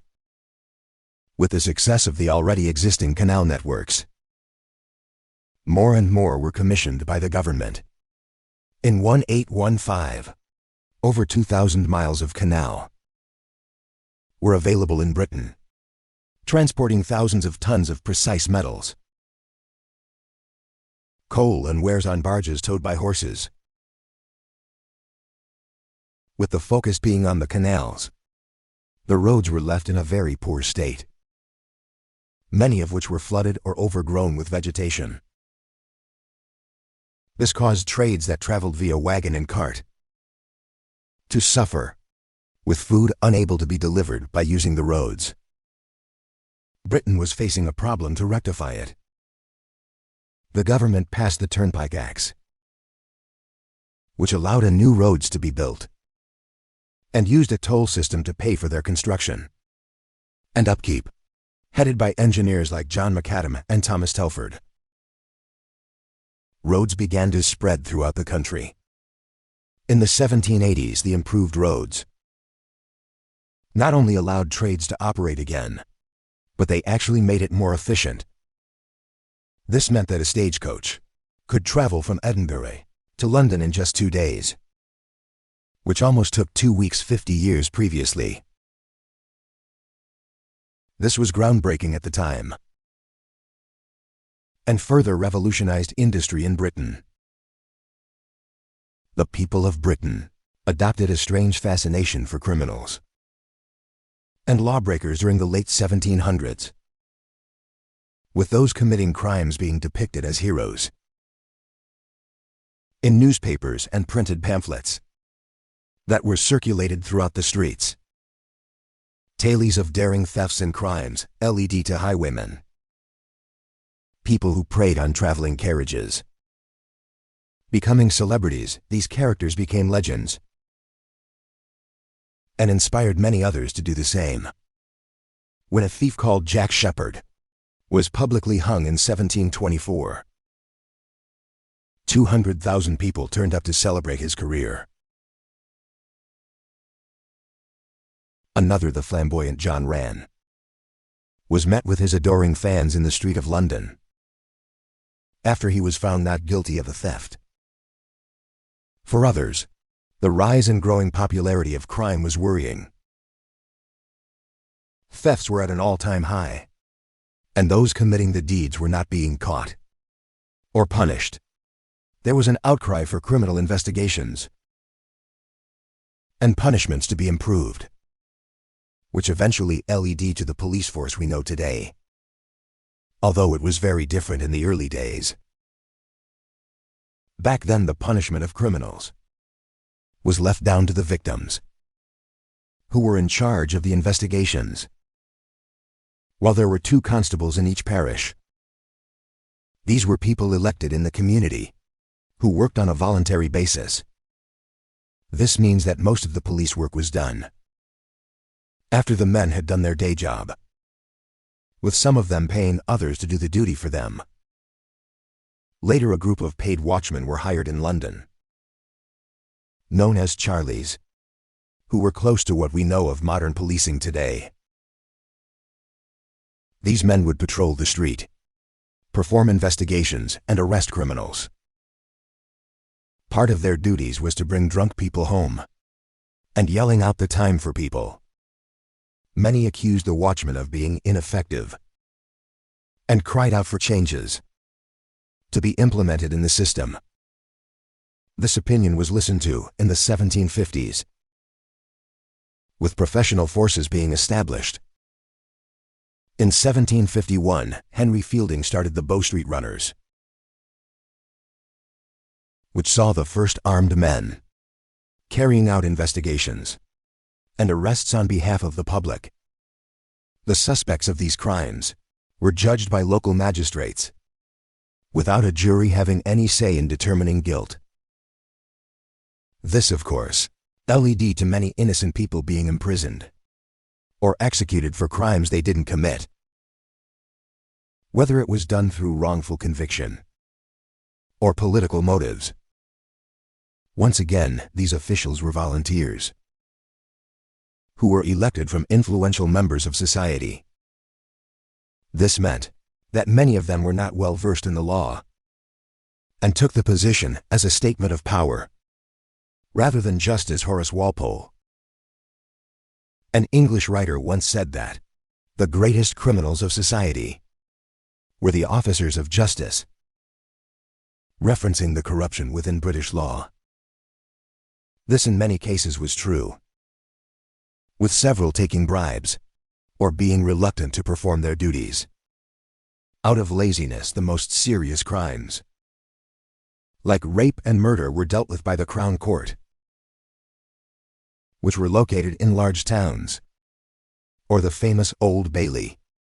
The experience for common people standing trial was scary, with the stench of unwashed criminals being covered with scented flowers and herbs, which were also believed to stop the disease from spreading. Much of the trial was done in Latin, as was tradition, which meant many suspects were confused as to what was being said or the details being put forward. To make things worse, criminal defenses were not introduced until the later part of the Georgian period, which meant that witnesses were examined by the judge and jury members. If these officials took a disliking to the character of the suspect, they would be found guilty without all the facts being known. In fact, these cases were over in a matter of minutes, with several cases being conducted in a day to speed the process along. In the early 1800s, courts abided by the Bloody Code, which was a list of 200 crimes that justified an execution. These included crimes such as treason, rape, and murder, as well as less serious crimes like stealing, the poaching of animals, and even vandalism. Fortunately for many, most of these crimes that could merit death ended up with imprisonment regardless. This struck fear in the hearts of many, with the idea of visiting the gallows for a crime they didn't commit being a very real possibility. Those who were unfortunate enough to face the gallows were done so in a public spectacle, with hundreds of people turning up to watch the life of a criminal snuffed out, while many saw it as twisted entertainment. It was done as a deterrent for others. Up until 1783, the hangings took place at Tyburn, Middlesex, 8 times a year, with up to 20 criminals hung at the same time. Those sentenced to death would endure a 3-mile cart ride to the gallows, which would be mobbed by hundreds of people, screaming and throwing things. Once they were all lined up on the wooden scaffolding, the noose would be tied around their necks, and trap doors would open. After the executions, white doves were released as a symbol of respect, after which a moment's silence was insisted. Many criminals were often sent to American colonies, as well as Australian colonies, to serve their sentences through hard and unpaid labor. Other punishments included hefty fines, being flogged and whipped, and literally branded a criminal with a burning hot rod. These punishments were often done under the watchful eye of the public, who were allowed to pelt them with rotten fruit and vegetables. Lifelong imprisonment was also implemented at the end of the Georgian period, which were known as houses of correction. With the advancements of industry Seen in the Georgian era, the 19th century saw a period of exponential growth that carried on through to the Victorian era. At this point, industries of rural and agriculture were dwarfed by factories and urbanization. This sudden change was a culture shock to many communities, and it took a while for the government and the people of Britain to get used to this new way of life. The Victorian era started in 1837 and ended around the outbreak of the First World War. Despite Queen Victoria passing away in 1901, it was during this era that Britain saw another boom in the population, with figures doubling between 1801 and 1871. This was down to people being able to afford the upkeep of larger families. As a result of the work opportunities the Industrial Revolution provided, migration in the country increased population. Although many left the country, also in fact, a large number voluntarily left for the American colonies in search of a better life in the New World. Large groups of Irish workers made up a majority of the migrants, especially in 1845, during the Irish potato famine that caused starvation in many parts of the country.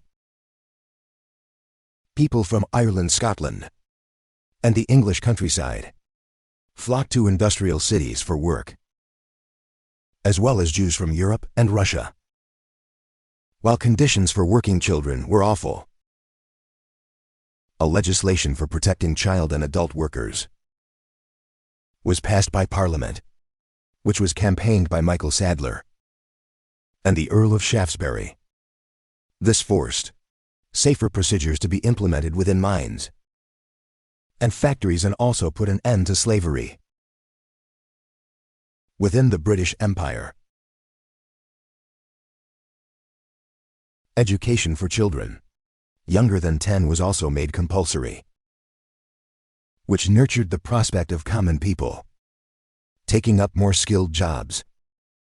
The police force, which had evolved a lot since the 19th century, was more organized and efficient. They also began a prison reform program that saw conditions within prisons greatly improved. While there still were clear social class divides, social freedom and the ability to keep more of their money had improved many lives. Entrepreneurs,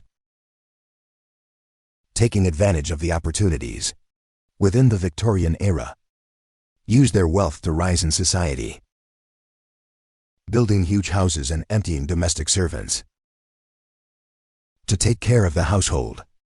In fact, in the 1880s, 1.25 million people in Britain were working as domestics, which was more than any other industry.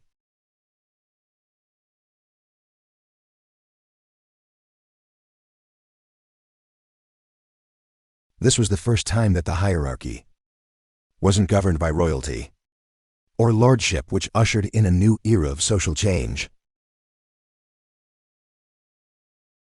The working class was eventually allowed to vote in 1918, with the suffrage of women ending in 1930. In 1776, Britain lost the American Empire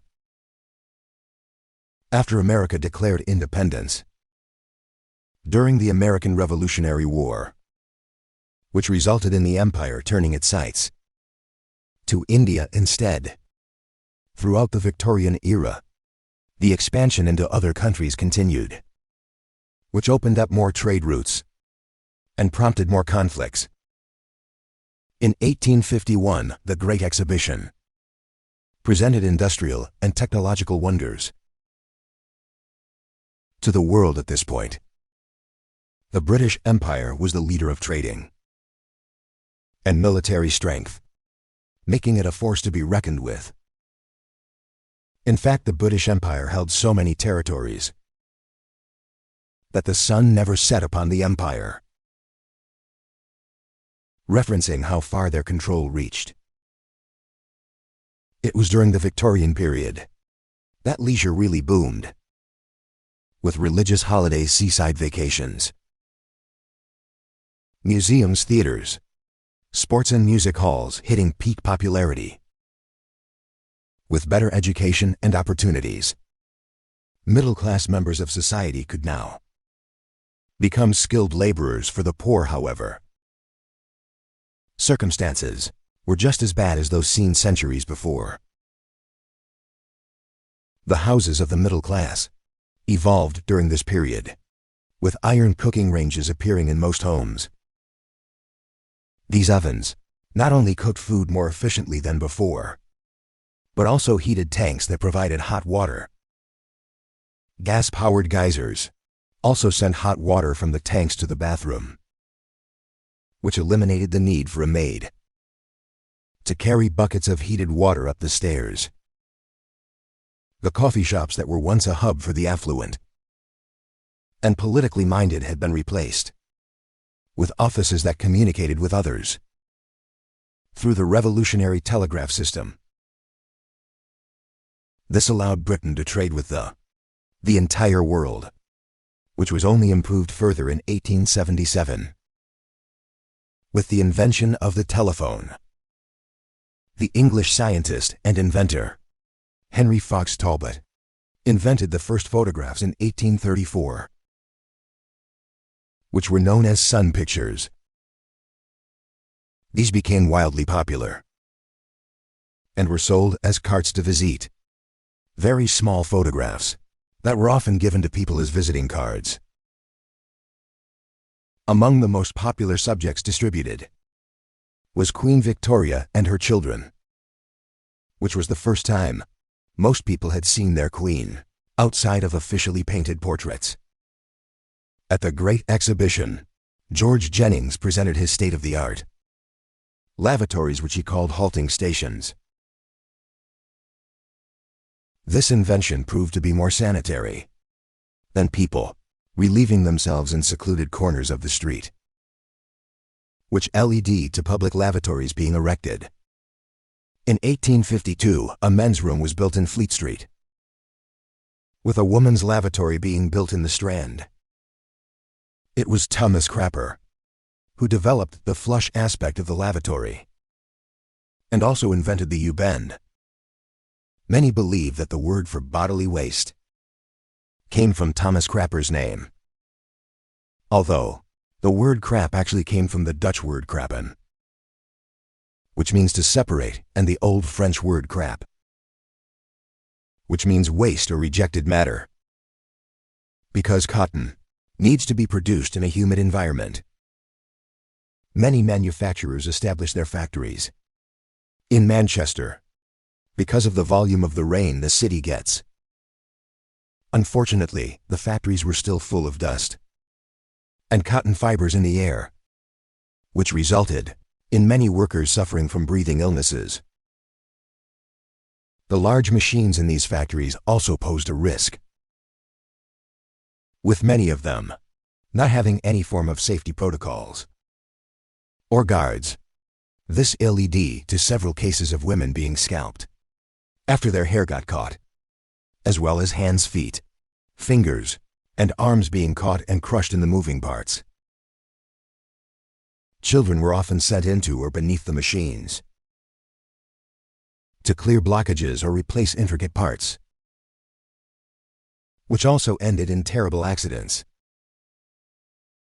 Elsewhere in the country, the gentry owning large portions of land was becoming incredibly rich from coal mining, with the industries utilizing steam power, keeping the demand high, while mining kept the country thriving. The conditions deep down in the earth were terrible. Children were hired to drag the wagons from the coal face to the shaft foot, which would then be lifted to the surface, because they were much cheaper and more obedient than horse-drawn carts. This was incredibly hard work and run the risk of being caught in a collapse. Mines got incredibly hot, which meant that workers wore very little clothing and had to drink beer to keep hydrated. The reason they drank alcohol was down to the poor quality of water, which caused diarrhea, dysentery, cholera, and typhoid, which would prove deadly to its drinkers. In 1815, Sir Humphrey Davy invented the safety lamp, which allowed deeper excavations into the earth. Later ventilation techniques were implemented, although it wasn't until 1848 that compressed air systems were invented. Employing children under the age of 12 was banned in 1860, although the number of employees grew from 200,000 to 500,000. In Britain, this allowed 30 million tons of coal to be excavated in 1836, which rose to an incredible 44 million tons by 1880. By 1850, a person could only work for 10 hours a day, with night work abolished. This meant that the average working day lasted from 6 in the morning to 6 in the afternoon. Also in 1850, lighting and ventilation regulations came into effect for mining, further improving the well-being of the workers. With that being said, mining was still an incredibly dangerous job, which wouldn't have been properly improved until the 1900s. It had become common practice to pay workers with tokens that could only be used at selected shops. Instead of paying them money, this led to shops inflating prices and providing poor quality items, as workers had no other choice. The Truck Act, established in 1831, set to end this practice, but it took a long time for it to end completely. The British Empire proved itself to be the most innovative and captive market in the entire world due to its industrial breakthroughs. Unfortunately, it was this achievement that became its own downfall when it came to keeping all of its territories, as the prosperity inspired parts of the empire to become separate entities to seek their own success. At the time, the United States was growing at an incredible rate, forging its own legacy in technology and innovation. After the death of Franz Ferdinand and his morganatic wife Sophie, Duchess of Hohenberg, Austria, Hungary blamed Serbia, which led to the July crisis. Eventually, on July 28, 1914, Austria-Hungary declared war on Serbia. Along with other countries, Britain offered up its services in what is now known as the First World War.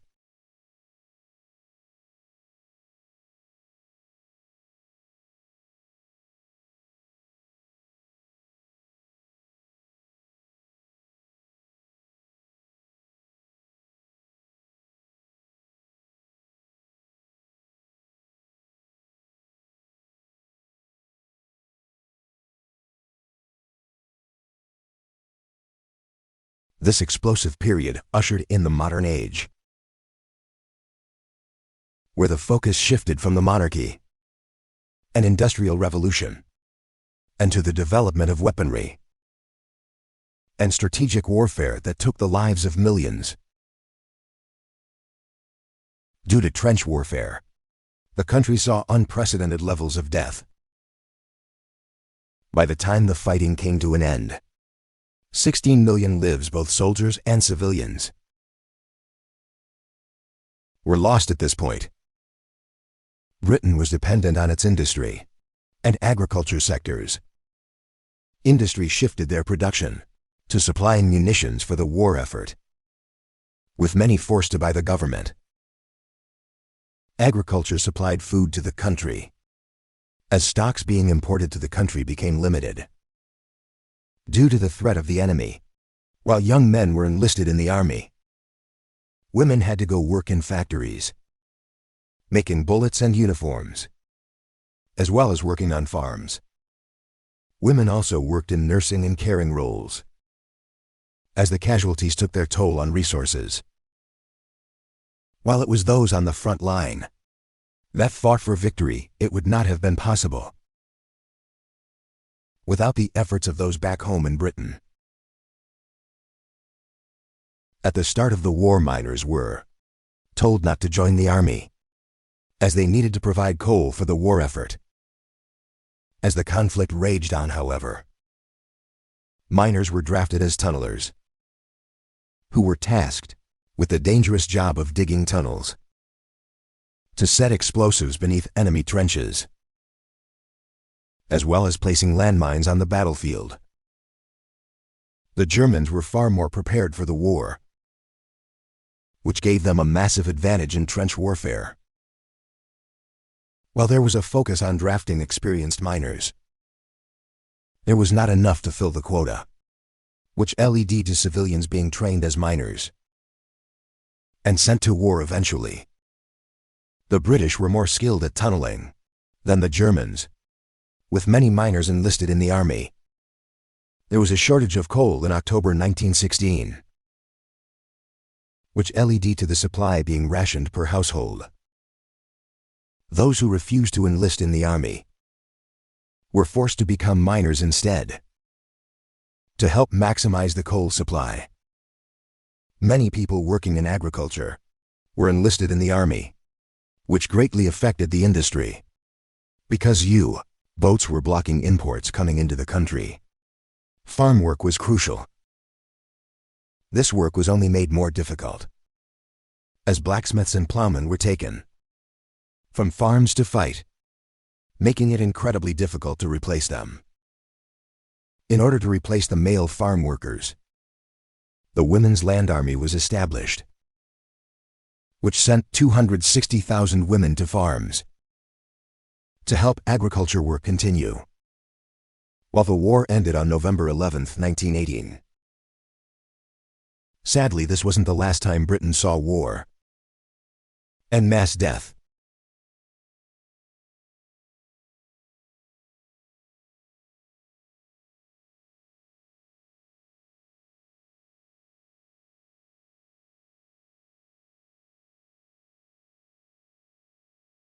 With the World War II breaking out in 1945, when Germany invaded Poland. Between 1945 and 1951, Britain was healing from the effects of World War II, with the Labour Party leading the charge, after replacing Winston Churchill, the Prime Minister who was hailed a hero for the part he played in the war. 5 years ago, I promised you blood, toil, tears and sweat, and your untiring response brought us, in the end, victory over Germany. The Labour Party had been established in 19 to oppose the Conservative Party, which had been the country's oldest political party. The Conservative Party won the election in 1945 by a landslide and was favored, as people believed that the government didn't understand the needs of ordinary people. Despite Churchill's impressive leadership during the war, many believed that he wouldn't be a good leader. During a time of peace during this period, the Labour Party established national insurance in 1946, as well as the NHS, the National Health Service, which has been providing free healthcare for the British nation since 1948. Industrial sectors such as mining, banking, gas and aviation were nationalized, which allowed environments to be made much safer for workers eventually. The economy recovered and industries returned to the efficiency and profitability they had experienced before. Shortly after World War II, the Cold War between the United States and the Soviet Union began.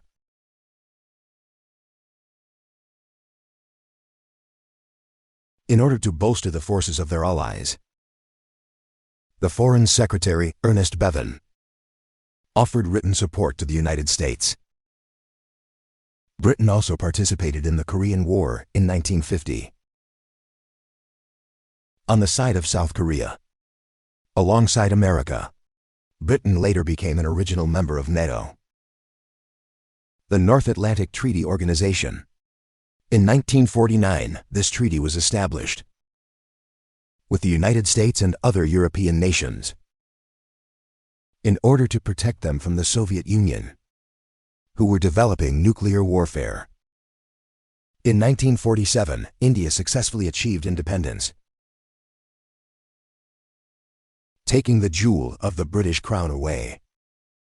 This was the start of the British Empire's dismantlement, after centuries of taking territories for their own.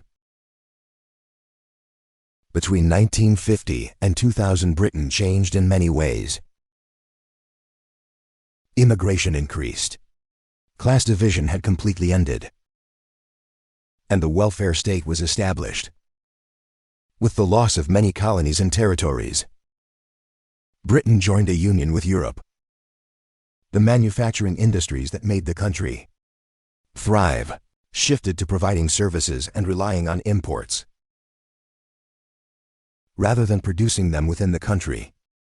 Although Britain saw inflation and recessions, the standard of living was at an all-time high. On February 6, 1952, Queen Elizabeth II was named a Queen of England, following the death of King George VI. Her father, King George, had to have one of his lungs removed after it became cancerous from years of smoking. Although he did recover from the surgery, he suddenly passed away in his sleep from a coronary thrombosis, a type of blood clot in the heart. Although Britain was in peacetime after 1945, the threat of the Cold War led to the country spending heavily on defense, military supplies and training. The threat of nuclear attack was terrifying, which led to funds being channeled into developing defenses. The leader of Egypt, Gamal Abdul Nasser, nationalized the Suez Canal in 1956, which was a huge blow to Britain's trade economy.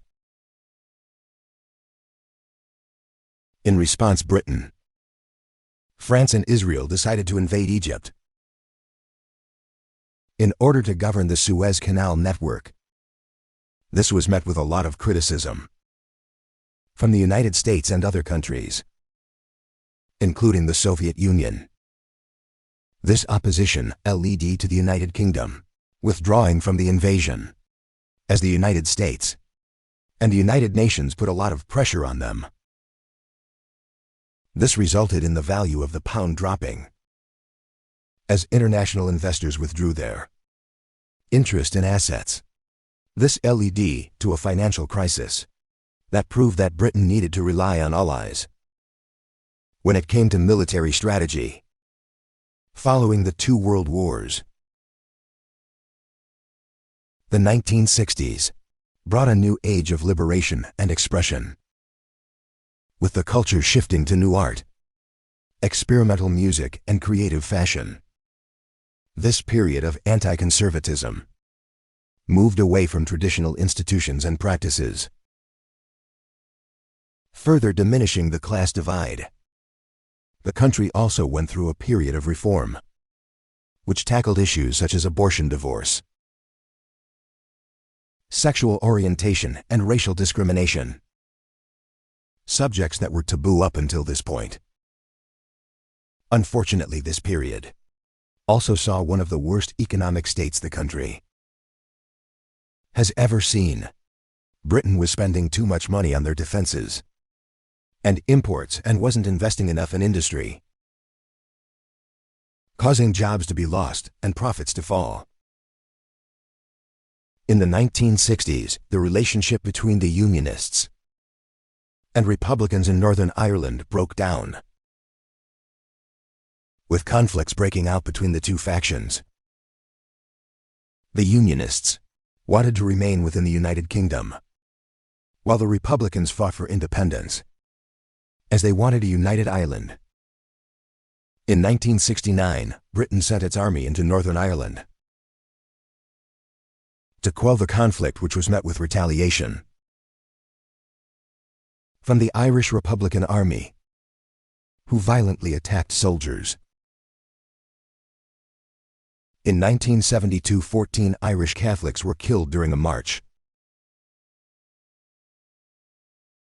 which became known as Bloody Sunday. This only heightened tensions, which led to Britain taking over the control of the Northern Ireland government. While this was only meant to be for a short period of time, it lasted 35 years. Britain tried to share power between the two Irish factions, but the plan failed, and violence broke out once again in 1974. The price of oil rose exponentially in the 1970s due to other countries taking control of their own industries, which severely affected the British economy. This crisis led to union strikes and the Labour Party coming into power. Led by Margaret Thatcher, Britain's economy saw massive changes. Made messages. Mr. President, the Tory philosophy works when we have the courage to put it into practice and the perseverance to see it through. Not all of which were met with a positive response. Following the monetarism theory, the government made many cuts to spending, which caused many jobs to be lost. This caused the 1981 riots that saw youths lash out about poor job prospects and the feeling of discrimination among the black community. In 1982, Argentina took over the Falklands, which was a British territory at the time. Margaret Thatcher managed to defeat Argentina over control, which boosted her popularity in the country for a short period of time. By the middle of the 1980s, privatization was in full swing. This allowed more British people to invest in shares, which increased profits for the government. $350, please. From a boy for a homeless. I can have a moment on this land. Around Zori 23 Citibank around this time in 1985. The Irish Republic accepted Ireland as part of the United Kingdom, although conflicts within the country continued. With a new millennium being ushered in and the digital age taking root, the British Empire came to an end, with many of its territories now given independence. Britain entered into a union with Europe to bolster its economy and trade industry. But this split opinions eventually. It led to the 2016 Brexit, where the majority of the British people chose to leave the Union. Elizabeth leave Westminster. The Queen is crowned symbol of hope. Queen Elizabeth rise forth. Another extraordinary chapter has been written. With the death of Queen Elizabeth II on September 8, 2022, after reigning for an incredible 70 years and 214 days, the United Kingdom moved into a brand new era.